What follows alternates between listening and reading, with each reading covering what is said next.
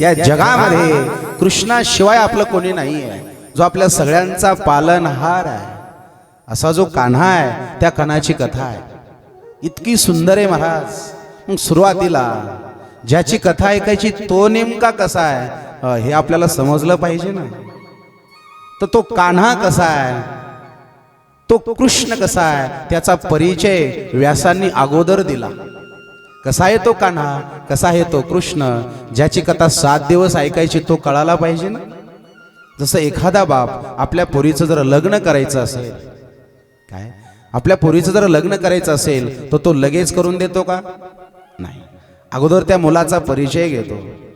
तो मुलगा कसा आहे, जोडा तर सुंदर बसेल ना, मुलगा संस्कारित असेल ना, मुलगा निर्व्यसनित असेल ना, मुलगा पैसा कमवत तर असेल ना.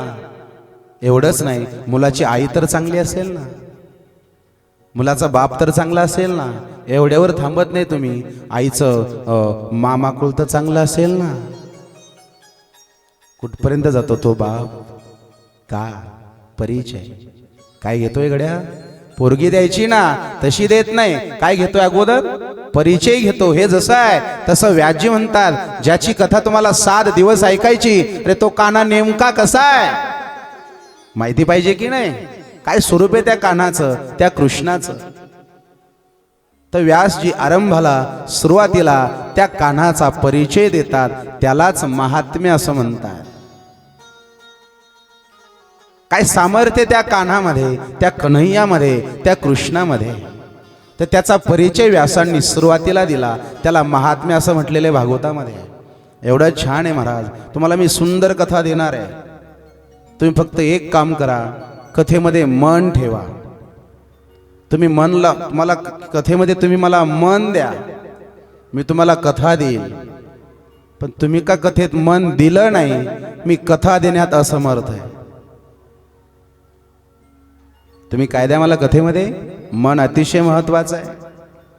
कारण तुळशीदासजी रामायणामध्ये सुंदर वर्णन करतात. निरमाल माना जाना सो मोहि पावा, निरमाल माना जाना सो मोहि पावा.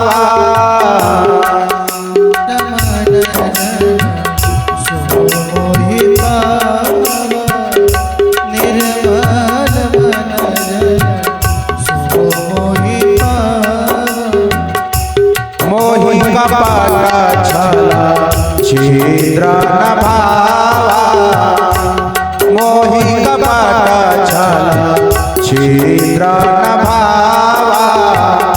निरमल मन जन सोई पावा, निरमल मन जन सोई पावा.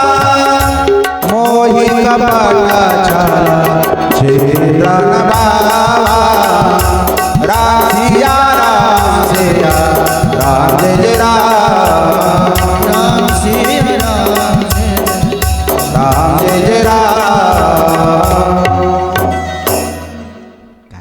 कथेमध्ये काय द्या? मन द्या. तुम्ही कथेत मन द्या, मी तुम्हाला कथा देईल. पण तुम्ही का नुसत्या शरीरानं कथेत राहिल्या बरं का. तशी बी आज काय आहे? मकर संक्रांत आहे. आज तुमचा सण आहे. तुमचा कोणाचा? महिला मंडळाचा. तुमचा कोणता सण आहे?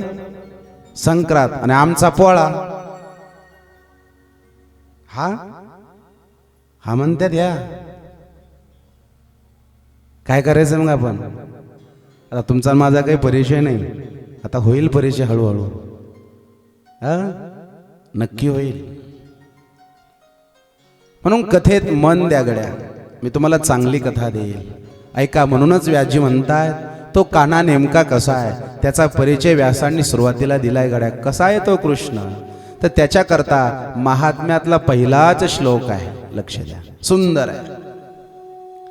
सच्चिदानंद रूपाय विशुत्पत्त्यादि हेतवे तापत्रय विनाशाय श्रीकृष्णाय वयं नुमः. पहिला श्लोक आहे. कसा आहे तो कान्हा?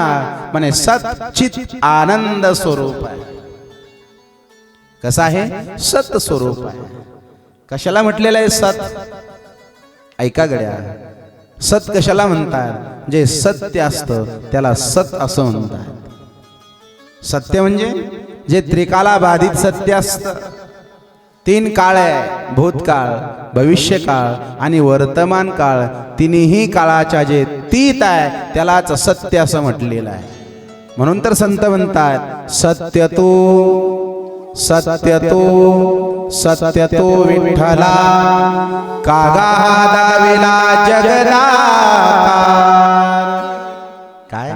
ए कान्हा, तू सत्य आहे. कसा सत्य आहे? तीनदा शब्द वापरला म्हणजे तिन्ही काळाच्या पलीकडचा तो आहे, म्हणूनच तर सत्य आहे.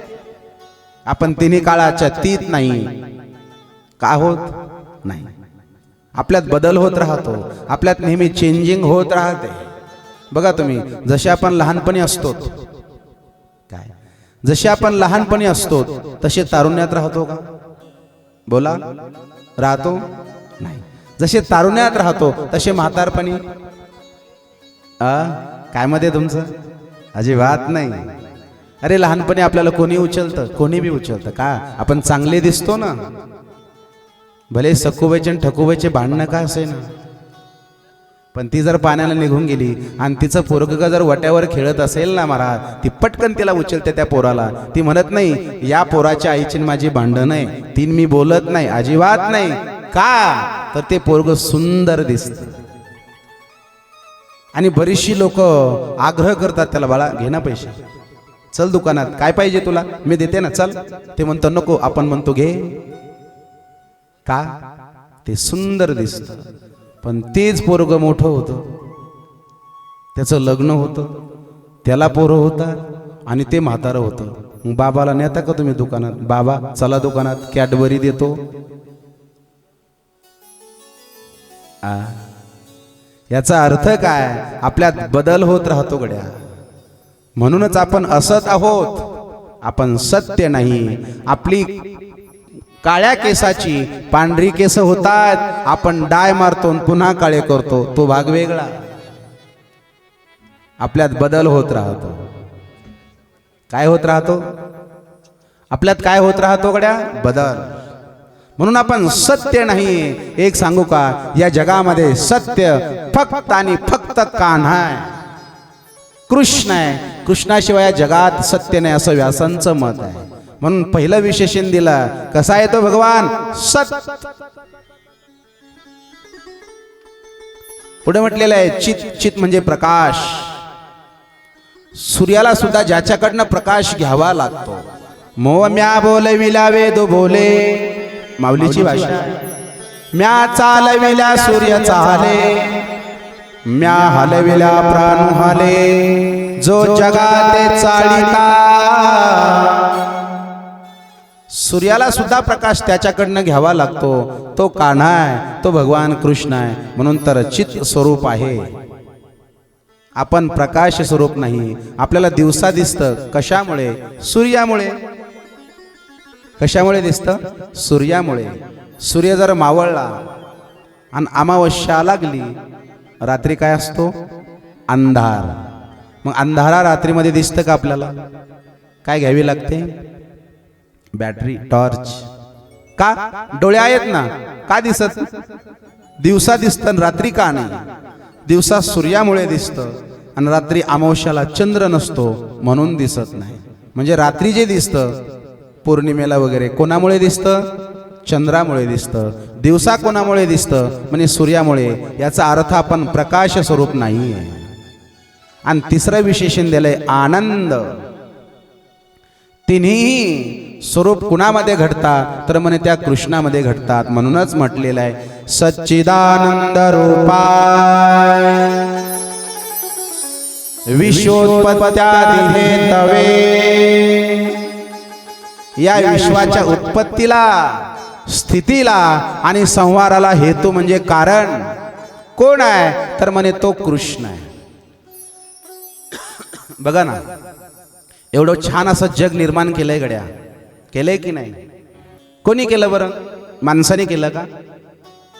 काय मत आहे तुमचं? तुम्ही माझ्याकडे बघा महिला मंडळ, तुमचं लक्ष कुठे असू द्या, माझ्याकडे असू द्या. इनसाइट. हा, मी तुम्हाला पहिला प्रश्न टाकलेला आहे, तुम्ही कथेत काय द्या? पैसा द्या. काय सांगितलं? मुख्य आहे का? बोलत नाही का इथल्या बापू? महिला बोलत नाही? ते म्हणतात लय बोलत्यात. असतंय महाराज. मला सांगायचंय काय, एवढं मोठं जग निर्माण केलं कोणी केलं? या जगाचा निर्माता कोण आहे? माणूस आहे का? अजिबात नाही. दुनिया बनाने वाले, दुनिया बनाने वाले, क्या तेरे मन में समाई तूने, काहे को दुनिया बनाई. भाव काय? कोणी निर्माण केलं हे जग, हे दुनिया? त्या भगवंतानं केली की नाही? एकासारखे एक आहे का? तुम्ही पहा ना, एकासारखे एक आहे. काय सुंदर असेल तो ब्रह्मा, काय विचार, काय डोकं असेल त्या ब्रह्मदेवाचं. अरे एवढे चेहरे आहेत पण एकासारखं एक नाही. एकासारखी एक असते तर ओळखूच आले नसते. कोणी कोणाच्या घरात शिरलं असतं. एकासारखे एक एक चेहरे नाही ना महाराज. किती सुंदर जग निर्माण केलंय. मग भाव एवढा आहे, कोणी केलं? तर भगवंतानं केलं. व्यासजी म्हणतात विश्वोत्पत्त्यादी हे तवे. मग या विश्वाच्या उत्पत्तीला म्हणजे या सृष्टीला निर्माण करायला हेतू कारण कोण आहे? तर भगवान कृष्ण आहे. म्हणजे स्थितीला सांभाळायला कारण कोण आहे? आपल्या सगळ्यांचा सांभाळ कोण करतो? आपला सरतो सकळ जीवांचा करीतो सांभाळ, तुझा मोकालेला ऐसे नाही. नाथ बाबा हरिपाठात वर्णन करतात. आपल्या सगळ्यांचा सांभाळ करणारा कोण आहे? तर तो भगवान आहे. आपला सांभाळ तो करतो, आपण नाही करत. आणि आपल्या सगळ्यांचा संहार सुद्धा कोण करतो? तर म्हणे तो भगवानच करतो. अरे कोणही कोणाते मारी, एथमिची हे सर्व संहारी, हे विश्वरूप व्याजे हरी प्रगटित असे. माऊलीची भाषा. मारणारा सुद्धा भगवान आहे. महाराज एक सांगू का? आपल्या जीवनातले 2 पानं लिहिल्या गेलेली, लक्ष द्या तुम्ही. काय?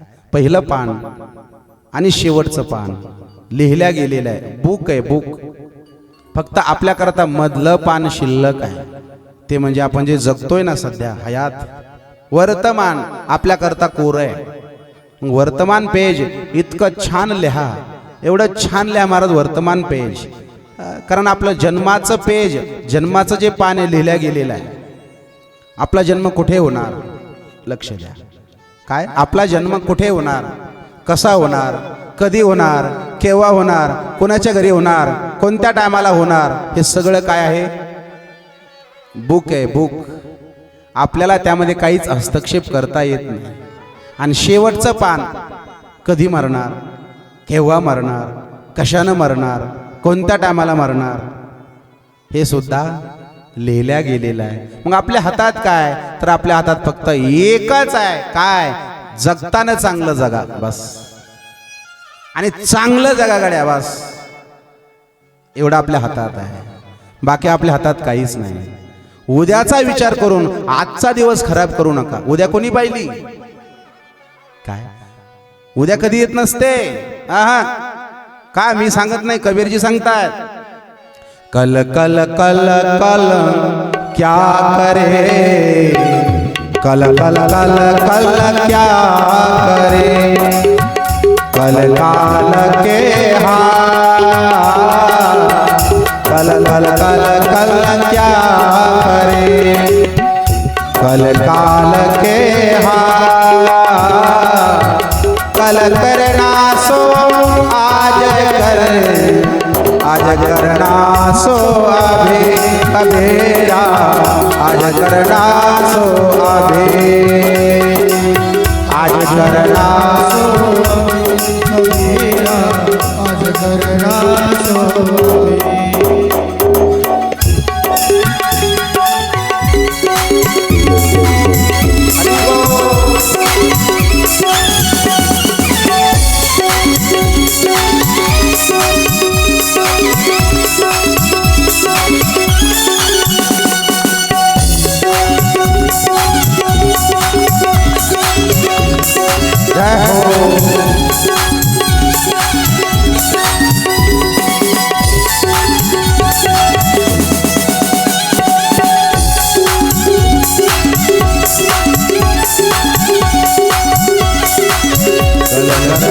सो अभे कबीरा कललरना सो अभे.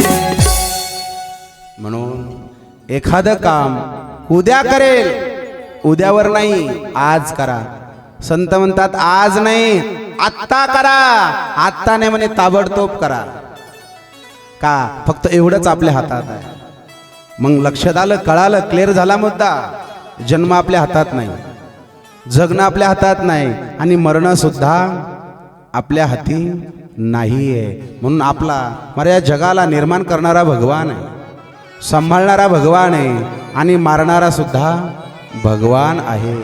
मग भाव एवढा आहे, जगताना चांगलं जगा महाराज. मग विशोत्पत्त्या देहे तवे. पुढे व्याजी म्हणतात कसा आहे तो कान्हा अजून.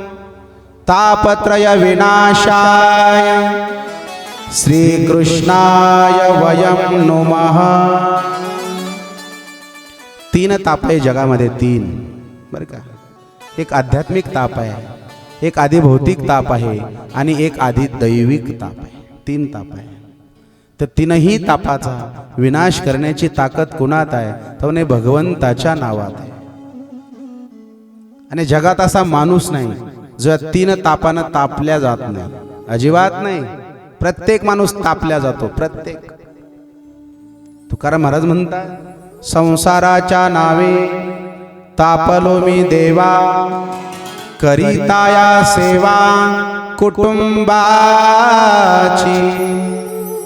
तुकाराम महाराज म्हणतात मी तापलो. जर तुकाराम महाराजांसारखे तापतात संसारात, मग आपलं काय. माणूस तापत असतो, पण फरक एवढा आहे, काहीचं झाकून असतं काहीचं उघड असतं. फरक एवढाच आहे. पण तापत नाही असा माणूस नाही. संसार येतो. म्हणून तीनही तापाचा विनाश करण्याची ताकद कुणात आहे, तर त्या भगवंताच्या नावात आहे. म्हणून माणसाने काय केलं पाहिजे, तर त्या भगवंताचं नामस्मरण केलं पाहिजे. तापत्रय विनाशाय श्रीकृष्णाय वयम नुमः. म्हणून व्याजी म्हणतात असा जो भगवान कृष्ण आहे, त्या कृष्णाला आम्ही काय करतो, म्हणजे नमस्कार करतो. काय सुंदर परिचय दिला महाराज त्या भगवान कृष्णाचा. म्हणून माणसानं त्या भगवंताचं काय केलं पाहिजे गड्या, तर म्हणे भजन केलं पाहिजे. पुढे कथेची भूमिका सांगितली. ही जी कथा आहे ना महाराज, कुठे सांगण्यात आली, म्हणे नैमिषारण्यामध्ये. म्हणजे नैमिषारण्यातच कथा का सांगण्यात आली, त्याचं कारण आहे. 88,000 ऋषी होते. किती, लक्ष द्यावर. आता कथेची भूमिका आहे. आज आपल्याला फक्त कथेची भूमिका पाहिजे. आज काय पाहिजे, फक्त कथेची भूमिका तुमच्या लक्षात आली पाहिजे. म्हणजे नैमिषारण्यातच कथा का केल्या झाली पहिली, त्याचं कारण आहे. 88,000 साधू होते बरं, लक्ष द्या. किती होती, 88,000. मग 88,000 ऋषींना कथा ऐकायची होती, भगवंताचं भजन करायचं होतं. कुठे करावं. आता भजनाला सुद्धा जागा महत्वाची आहे बरं का. कुठेही भजन केल्या जात नाही. तुम्ही मंदिरातच जा, माणसाच्या मनात पावित्र्य काय येतं, माणसाच्या मनामध्ये चांगले विचार काय येतात, तर ती जागा पवित्र असते. तिथे रोज घंट्याचा निनाद होत असतो, वेदाचा जयघोष होतो, मंत्राचा जयघोष होतो, अभंग त्या ठिकाणी म्हटल्या जातात, प्रार्थना म्हटल्या जाते. का परिणाम काय होतो, तर ती जागा पवित्र होत असते. तसं साधू म्हणाले आम्हाला कथा ऐकायची, एखादी जागा सांगा जिथे गेल्यावर आम्हाला कलियुगाचा प्रभाव आमच्यावर पडणार नाही. कारण सध्या कलियुगानं सगळीकडे आपलं थैमान माजवलेलं आहे, सगळीकडे. मग कोणती जागा अशी आहे जिथं गेल्यावर कलियुगाचा प्रभाव आमच्यावर पडणार नाही? भगवंतानं असं सुदर्शन चक्र काढलं, ऐका, असं ते फेकलं, भिरभिर भिरभिर भिरभिर गेलं आणि भगवान म्हणाले, जा हे चक्र जिथे जाऊन स्थिर होईल तिथे जाऊन तुम्ही कथा श्रवण करा, तिथे सत्संग करा. मग ते चक्र जसं पळालं ना महाराज, त्या ठिकाणी म्हणून म्हटलेले नैमिषारण्य निमी म्हणजे त्या ठिकाणी ते सुदर्शन चक्र आहे ना, आरी म्हणजे टोक, ते जिथे जाऊन स्थिर झालं त्या तीर्थाला काय नाव पडलं? नैमिष अरण्य. आजही बरीचशी लोक तिथे जाऊन कथा करतात, आयोजन करतात, लोकाला तिथं कथा ऐकू घालतात. ते ठिकाण आहे, तिथं कलियुगाचा प्रभाव होत नाही. मग तिथे 88,000 ऋषी आहे, एकत्रित जमले आणि एकत्रित जमून सुंदर त्यांची चर्चा सुरू होती महाराज. नैमिषे सुतमाशीन, भागवतात व्याजी म्हणतात काय, नैमिषे सुतमाशीन मभिवद्य महामतीन कथामृत रसास्वाद कुशलो शौनको ब्रवी. शौनकादी ऋषी ज्यांची संख्या किती आहे? म्हणजे 88,000 ज्यांची संख्या आहे. किती आहे? 88,000 ऋषी आहे. आणि महाराज अशी बसले आणि बसल्यानंतर अशी सुंदर त्यांची चर्चा सुरू झाली. गोड चर्चा, चांगली असावी गड्या. त्या चर्चेतून काहीतरी निष्पन्न व्हावं, त्या चर्चेतून काहीतरी निघावं, यासाठी चर्चा असावी.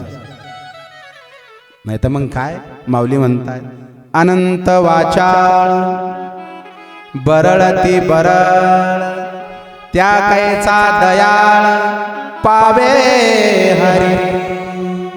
काय खरं, काय काय माणसं बोलतात महाराज, काही त्यांच्या बोलण्याला अर्थ नसतो, त्यांच्या चर्चेला काहीच अर्थ नाही. पैसाही जातो, वेळही जातो, शरीरही जातं, सगळ्या गोष्टीचा तोटा आहे, फायदा काहीच नाही. त्या चर्चेतून काहीतरी निघालं पाहिजे. चर्चा चांगली असली पाहिजे. कशी असली पाहिजे? चर्चा चांगली. बोललं पाहिजे, पण कसं बोललं पाहिजे? चांगलं बोललं पाहिजे ना, गोड बोललं पाहिजे. नाही महाराज, असं नाही, चांगलं बोलत नाही काही काही लोक. त्यांचं फक्त आडनाव, बरं का बापू, आडनाव काय? गोड बोले.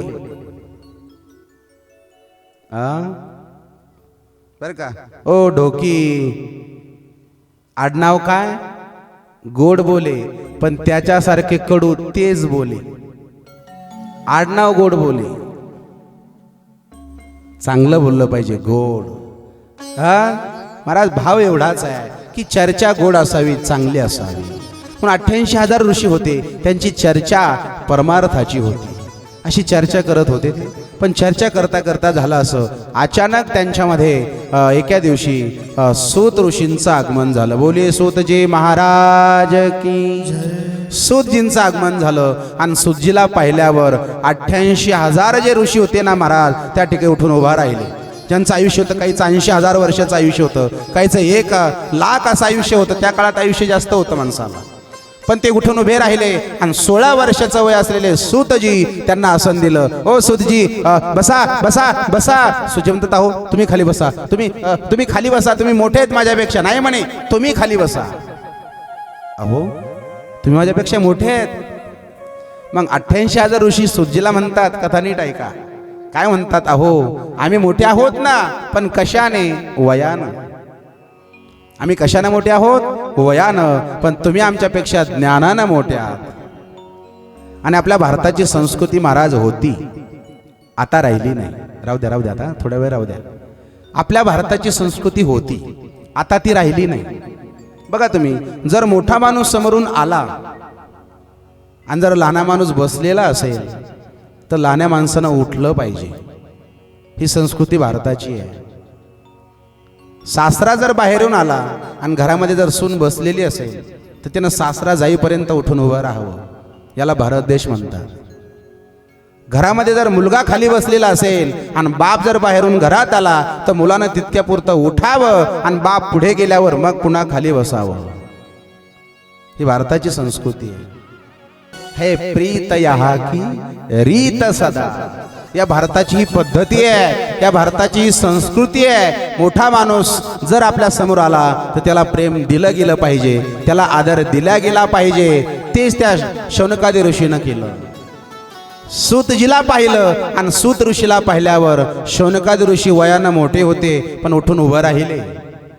बसायला आसन त्यांना दिलं. अहो तुम्ही बसा. नाही म्हणे आम्ही वयानं मोठे आहोत पण तुम्ही ज्ञानानं मोठे आहात. आणि या जगामध्ये किंमत कशाला आहे? वयाला आहे की ज्ञानाला आहे? काय मत आहे तुमचं? काही काही लोक म्हणतात ना याचं वय गेलं पण. तुमच्याकडे आहे का काय बदल? काय म्हणतात लोक? याचं अख्खं वय गेलं पण याला सोय नाही आलं असं आमच्याकडे म्हणतात. काय खरं नाही म्हणे. हे जसं आलं तसंच गेलं. त्याचा मुलगा पाहणा म्हणे काय वय त्या पोराचं? काहीच वय नाही पण काय कमी वयामध्ये त्यानं नाव कमवलं. कोण म्हणतं? शेजारी. किंमत कोणाला आहे? ज्ञानाला आहे. जगामध्ये किंमत कोणाला आहे महाराज? ज्ञानाला आहे. म्हणून जगामध्ये ज्ञान कमवा. ज्याच्याकडे ज्ञान आहे ना, विद्वानं सर्वत्र पूज्यते. ज्याच्याकडे ज्ञान आहे त्याला जगामध्ये पूजल्या जातं, आदर मिळत असतो. म्हणून कमवायचं असेल तर काय कमवलं पाहिजे? ज्ञान. पैसा नाही कमवायचा. सांगतो मी, ऐका. पैशाच्या मागं नाही जायचं. तुम्ही ज्ञानाच्या मागं जा. तुम्ही जर ज्ञान कमवलं ना तर पैसा तुमच्या मागे येईल. वाक्य कळतंय ना? काय? तुम्ही पैशाच्या मागे जाऊ नका, तुम्ही ज्ञानाच्या मागे जा. तुम्ही जर जगात ज्ञान कमवलं तर पैशावाले तुमच्या मागे येतील. तुम्हाला पैशावाल्याच्या मागे जायची गरज नाही. हे जीवनाचं सूत्र आहे. म्हणून ज्याच्याकडे ज्ञान आहे, क्षेत्र कोणतंही असू द्या, पण काय पाहिजे? त्या क्षेत्रातलं नॉलेज पाहिजे, अभ्यास पाहिजे, त्याचं ज्ञान पाहिजे. महाराज पैसा काय? ज्याच्याकडे पैसा आहे तोच काय? ज्याच्याकडे लक्ष्मी आहे तोच काय? अरे लक्ष्मीचा पती सुद्धा तुमच्या मागे येईल. मागे पुढे उभा राय संभाळीत. मागे पुढे उभा राय संभाळीत. मागे पुढे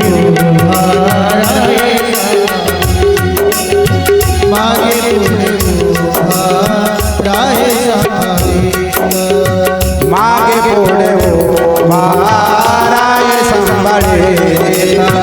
मागे पुढे उभा राय संभाळीत. मागे पुढे उभा राय संभाळीत. मागे पुढे उभा राय संभाळीत. आलिया घात निवाराया. आलिया घात निवाराया. हरे मुखे माना. हरे मुखे माना. हरे मुखे माना. हरे मुखे माना.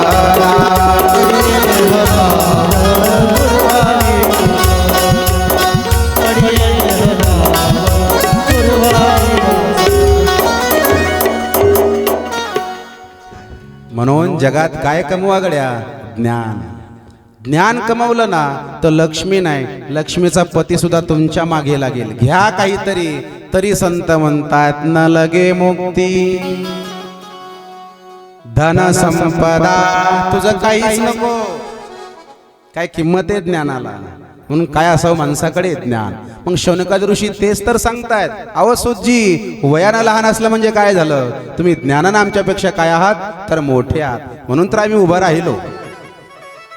म्हणून ज्ञान कमवा महाराज. या जगात जो ज्याच्याकडे ज्ञान आहे तो जगात मोठा आहे. धनवृद्धा बलवृद्धा आयुवृद्धा तथैव च ते सर्वे ज्ञानवृद्धश्च किंकरा शिष्य किंकरा. हे सगळे भागवतातले श्लोक आहे बरं. मी जे म्हणतोय ना, मी अगोदर श्लोक सांगतोय आणि मग त्याचं ट्रान्सलेशन तुम्हाला सांगतोय. लक्षात ठेवा, हे पूर्ण व्यासाने लिहिलेले श्लोक आहे भागवतामध्ये. एवढे सुंदर आहे. जे म्हणतात त्या जगात अनेक लोक मोठे, अनेक क्षेत्रामध्ये. धनवृद्धा, काही काही लोक धनानं मोठे आहे बरं का. एवढं धन आहे त्यांच्याकडे, एवढं धन आहे, त्यांनाच माहिती नाही आमच्याकडे किती पैसा आहे. त्याच्या पुढचं सांगू का? एवढा पैसा आहे, एवढा पैसा आहे, त्यांचा पैसा सांभाळणारे पैशावाले झाले. बघा कळलं तर. पैसे सांभाळायला मॅनेजर ठेवला आणि त्यानंच 500 एकर जमीन घेतली. कोणी? पैसा सांभाळायला ज्याला ठेवलं त्यानं. पैसा आहे का काय? एवढा पैसा आहे मला. जगात लय लोकही पैशावाले खूप. माझ्या जीवनातला अनुभव सांगतो मी तुम्हाला. मी 2010ला ऋषिकेशला शिकायला होतो. माझं MA संस्कृत आहे, मी विद्यापीठातून केलेलं आहे ऋषिकेशला. आम्ही शिकायला असताना सहज माझ्या जीवनातला अनुभव आहे. माझे गुरुजी ज्यांच्याकडे मी कथेचा अभ्यास केला, स्वामी विश्वरूपानंदजी, मुंबईचा हायकोर्टाचा जज होता मुंदडा म्हणून. त्यांचं शरीर होतं गुजरात राज्यामधलं. पण ऐका महाराज, काय नम्रता होती आणि काय पैसा होता त्या माणसाकडं. खोटं सांगणार नाही तुम्हाला या गादीवरून. कथेचे यजमान होते ते. हायकोर्टाचे जज होते. हे केव्हा कळालं आम्हाला? 7व्या दिवशी. ज्या दिवशी भंडारा ठेवला. भंडारा ठेवल्याच्या नंतर ऋषिकेशचा हरिद्वारचा विषय आहे हा. तुम्ही कधी गेलात तर जा हरिद्वारला. हरिद्वारला आनंद नावाचा घाट आहे. त्रिवेणी संगम आहे. त्या त्रिवेणी संगमवर तुम्ही जर गेलात ना, तिथं अशी घाटावरती कथा होती, स्पेशल कथा होती. एक 100-200 लोक होते, जास्त लोक नव्हती. एक AC हॉल होता, स्टँडर्ड VIP लोक होती. आणि मी गुरुजींसोबत सेवेला असायचो तेव्हा, विद्यार्थी अवस्थेत. मी गुरुजीसोबत असताना त्या माणसाची एवढी नम्रता होती गड्या, मला कल्पना सुद्धा तुम्हाला येणार नाही. तो गंगेमध्ये स्नान करायचा आणि त्या ओल्या वस्त्रानं गुरुजींचं दर्शन घ्यायला रूममध्ये यायचा, ओल्या कपड्यावर. पण येत असताना तसा येत नव्हता. अगोदर मी राहायचो गेटवरती. मला विचारायचा, पंडितजी स्वामीजी का दर्शन लेना है, आ सकता हो अंदर? जर गुरुजीला काही काम असेल तर मी म्हणायचो 5 मिनिट के बाद आ जाइए, स्वामीजी ये करे, स्वामीजी वो कर रहे, ऐसा आहे वैसा आहे, असं म्हणायचो मी. 10-5 मिनिट तो माणूस त्या गेटवरती उभा राहायचा. कोण होता तो? मुंबईच्या हायकोर्टाचा जज होता महाराज. आणि विदाऊट सिक्युरिटी. कुणाला सांगितलं नव्हतं त्यांनी. का? काहीतरी फ्रीडम पाहिजे ना जीवनामध्ये, काहीतरी मोकळीकता पाहिजे असं म्हणून कुणाला सांगितलं नव्हतं. इकडे कुणाला अगोदर त्या हरिद्वारच्या पोलिसला इकडे तिकडे कोणाला कळवण्यात आलेलं नव्हतं. 7व्या दिवशी जेव्हा भंडारा होता, जेवढे साधू जेवायला येत होते ना, गेटवर असे 2 पोते होते. पोते, लक्ष द्या माझ्याकडं. गेटवरती 2 पोते होते. पलीकडल्या त्या पोत्यात पैसे होते, अलीकडल्या पोतानी पैसे होते. साधू जेवायला चालले, जेवण झालं, साधू गेटून का पुढं चालले, तो असा त्या पोत्यात हात घालायचे 2 लोक होते आणि त्या साधूच्या झोळीमध्ये पैसे टाकायचे. जेवढ्या हातात नोटा येत्या तेवढ्या. आम्ही म्हटलं चाललंय तर काय चाललंय, मी तर हँग झालो ते सगळं पाहू. महाराज जेव्हा भंडारा झाला आणि ही गोष्ट लीक झाली की मुंबईच्या हायकोर्टाचे जे 7 दिवसापासून हरिद्वारमध्ये अमुक अमुक आश्रमामध्ये आहे अशा लाल दिव्याच्या गड्या वांग वांग वांग वांग वांग करत आल्या महाराज. अख्खा आश्रम त्या पोलिसांना भरला. पाठीमागून सिक्युरिटी, पुढून सिक्युरिटी. मग मला हे चाललंय काय? मी नुसतं पाहतच होतो. नंतर कळालं. महाराज ते म्हणले, साहेब तुम्ही सांगितलं का नाही? तुम्ही फार महत्त्वाचे आहेत आमच्यासाठी, तुम्हाला सिक्युरिटी पाहिजे. अरे म्हणे आम्हाला थोडं तरी वेळ देत जा परमार्थाला. कधीतरी आम्ही मोकळं पाहिजे ना महाराज. मला सांगायचं काय, या जगात खूप मोठाली लोक आहे महाराज. खूप खूप पैसा आहे लोकांकडं. फिरा, कधीतरी जग पहा, कळेल आपल्याला जगात काय सुंदर लोक आहे. खूप पैसा आहे. मग व्यासजी भागवतात म्हणतात, धनवृद्धा, या जगामध्ये अनेक लोक मोठे. कशाने? म्हणे पैशाने. पुढे म्हटलेलं आहे बलवृद्धा, काही काही लोक ताकदीनं मोठे. एवढी ताकद आहे 2-2, 4-4 माणसाला सहज आणतील. आहेत ना मोठाली लोक. बलवृद्धा. आयुवृद्धा, काही लोक वयानं मोठे, ते जगतात 100, 105, 110 वर्ष. वयानं मोठे. पण एक सांगू का, ते सर्वे ज्ञानवृद्धश्च किंकरा शिष्य किंकरा.